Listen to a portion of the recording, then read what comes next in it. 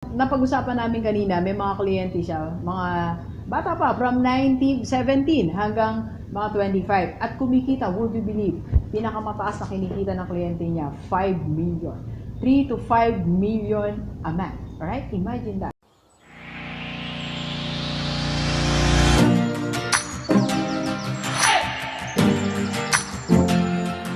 Positive day, Gilivers. This is Dr. Gigi Sunga from I Can Change Project. Magandang hapon sa lahat ng mga Gilivers natin. And dun sa first time po tayo panood sa aking YouTube channel, thank you very much. Please subscribe. Click na po yan, Doc Gigi Sunga. Sa lahat ng gusto magpa-quotes kay Doc, or if you want to start, advertise, or improve your business, and if you need a speaker for your webinar, and you want to join the lineup of investors na Rockstar Holding Corporation and Rockstar Beauty, just PM me sa aking personal FB. Alright, so part 4 ng ating interview. Ang daming sharing ngayong hapon na to ng aking personal consultant, ay personal accountant, okay? Ma'am Myla, kumusta? How are you? Marami pa tayong energy. Marami tayong energy. At ngayon pag-usapan natin ang isa sa pinakabata mong kliyente na kumikita, delivers ng 50,000. At itong business model na to, pwede mong gawin. Okay? Kahit bata ka, matanda ka, may trabaho ka, wala kang ginagawa, pwede mong gawin. Okay? Pero bago tayo magpatuloy, Ma'am Myla, sabi mo muna uli. Yes. Ang iyong present business ngayon. Okay. Makokontak niyo po ako sa MBH Online Accounting. You are a consultant. Okay. Yes, I'm an accountant and consultant. Okay. Business consultant. Yan. So makokontak nila ako sa aking FB page ng MBH Online Accounting and Business Solutions. Pwede rin nila akong kontakin sa aking personal FB account na myla.hernandez.ph. And then pwede din sila mag-text or mag-call sa 091-12-625-9336. Yeah. So si ma'am po ay ganito po ang work niya. So nag-a-assist po siya sa mga ng mga permits, business permits and bookkeeping ng mga companies and closing of business. Ma'am, ganito kasi si ma'am, marami siyang napag-usapan namin kanina, may mga kliyente siya, mga bata pa, from 19, 17 hanggang mga 25. At kumikita, would you believe, pinakamataas na kinikita ng kliyente niya, 5 million. 3 to 5 million a month. Alright? Imagine that, okay? Sino yan, Doc? Panoorin mo yung mga vlogs ko, nandiyan lang. Go back to my vlogs, okay? Pero isa ngayon sa di-discuss natin, yung pinakamabata mong kliyente. Yes, 17 years 17. High school lang yan, no? Yes, Senior high. High school po siya. Senior high, okay?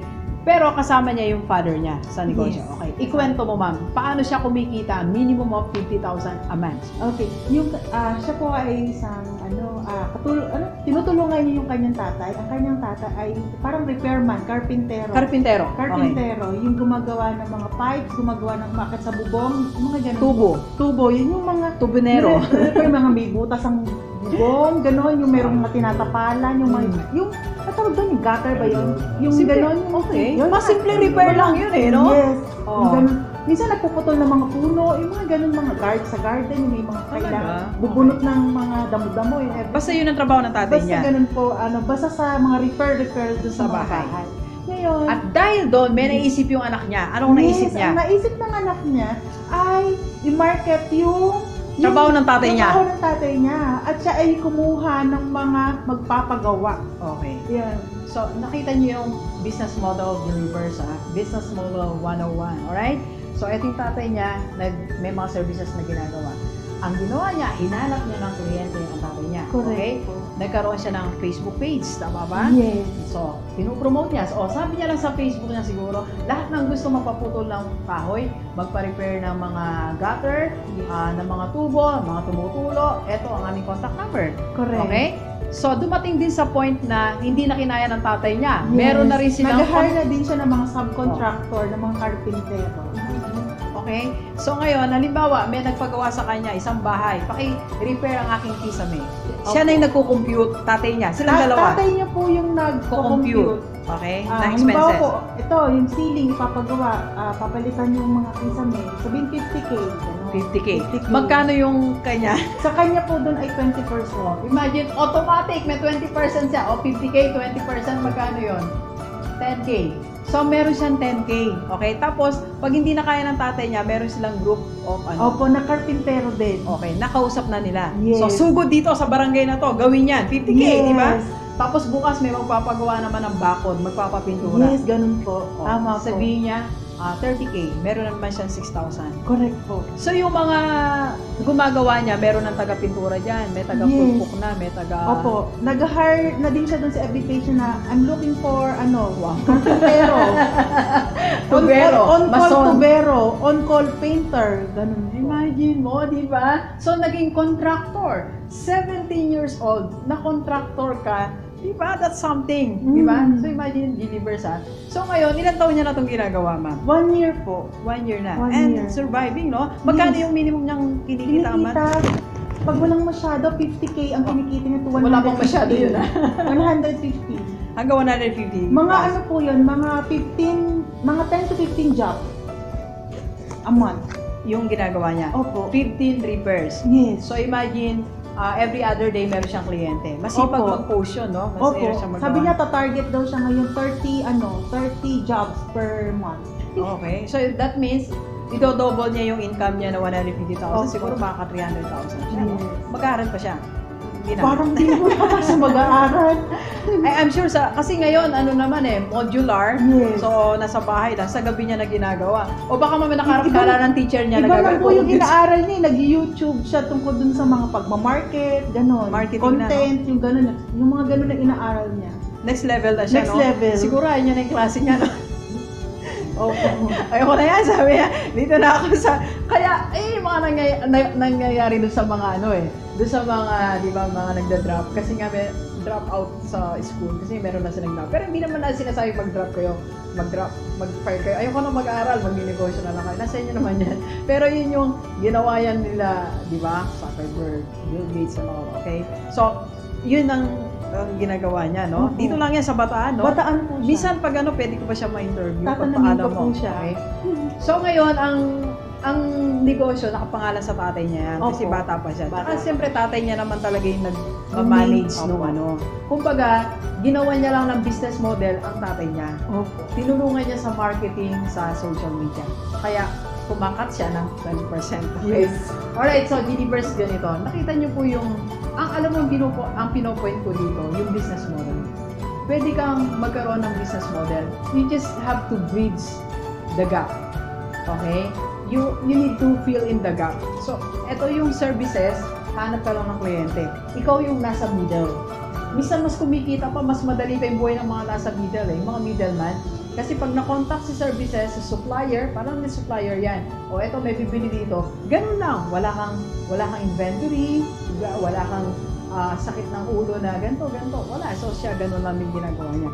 Siguro, minomonitor niya lang din yung nagagawa ng tatay niya. Opo. Kung ano na po, kung completed na. Transaction completed. Okay? Okay, payment na. Tatay? Opo. Ganun po. Okay naman sila ng tatay niya? Opo. Okay. So, sa mga estudyante, pwede nyo itong gawin. Kung meron kayang gawin yung tatay mo, iyanap mo siya ng kliyente. Yes. Sinasabi ko nga kay Care, kasi yung tatay niya po, meron silang talyer. Nagre-repair sila ng mga sasakyan. So, pwede natin gawin business model to. Humanap ka ng magpapagawa ng sasakyan. Estimate ni tatay, estimate. Okay? Meron akong 20%. Okay? Alright. Di ba? Ganun lang naman eh. Correct po. Di ba? So, ang galing, di ba? Kaya nga lang, kanina pinag-usapan namin ni Ma'am Myla, hindi na ngayon mahirap magkaroon ng pera. Tama ba? Opo. Yung mga kliyente mo na-expose ka sa iba't ibang klase. Yes. Ano yung pinaka-tingin mo parang imposible, naging imposible? Ano yung pinaka-na-amaze ka na negosyo na inawakan mo? Pinaka-na-amaze ka? Ano? Bukod dito sa 17 years old. Na-amaze ako. Ay, nagulat ka. Ay, pwede pala yun. Nabigla ka. Ay, nagulat ka ganun. On the spot, no? On the spot. Kasi ako nagulat ako doon sa estudyante na yun. And then may mga clients ka rin na kumikita ng 3M, di ba? Ngayon Opo, nabanggit natin kanina. Dropshipping, estudyante lang din yun. Pero kadalasan po sa kanila, ng high income earner na client ko, ano po, yung mga profession nila na inaral nila pagkatagal-tagal, iniwanan po nila. Delikado. Dito to. Like for example, isa. Tama. Yung isa, ano siya, medical, doctor. Actually, doctor siya. Iniwan niya pa, nag-e-commerce. Huwag ka na lumayo. Doc G, principal. Inaral ko ng matagal. 4 years education. 2-3 years na MA. Then, PhD, academic subjects pa lang 3 years. Tapos nag-isa pa ako 10 years. Bumalik ako ng thesis, 1 year. Tapos, iniwan ko lang. kapalit ng pagiging rockstar.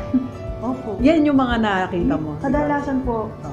na highly successful na client ko, ay ganun po. Iniiwan nila yung profession nila for different things. Na nandoon yung kanilang puso, nandoon yung kanilang passion. Kakasa ka ba? Direct, kakasa ka ba doon? Yung inaral mo ng 4 na taon, 6 na taon, 10 taon, iiwanan mo lang ba? Para sa e-commerce, para mas magbibigay sa'yo ng mas magandang profession or mas magandang income. Alam, marami din ako na-encounter niyan, ma'am, sa IMG. Sa IMG nga po. Meron kami mga kasama ng doctor, attorney, iniwan nila yun. Ngayon, nag-full time sila sa IMG, di ba? Alright, so, decision mo na yan, Chilipers. Gagawa tayo ng ibang vlog natin. Willing ka bang iwanan ng iyong profession para sa negosyo na mas kikita ka? Alright, that's the challenge. Okay, thank you, Ma'am Myla. Sa lalo gusto magpatulong sa mga negosyo, kontakin nyo lang si Ma'am Myla. Magaling po to. Siya po talaga ang personal accountant ni Rockstar mula nung pandemic pa. Mula noon hanggang ngayon, kasama natin. Rockstar Skills University, Rockstar TV and Media Production, Doc Gigi's Clothing Trading, and GDS Corporate Training. Okay? Alright, so please share this video sa lahat kaibigan natin kahit OFW o dito sa Pilipinas para sama-sama tayo mabago at umulad ating buhay. Thank you very much, G-Livers. Enjoy the rest of the day. And sabi tayo, 1, 2, 3. Let's go!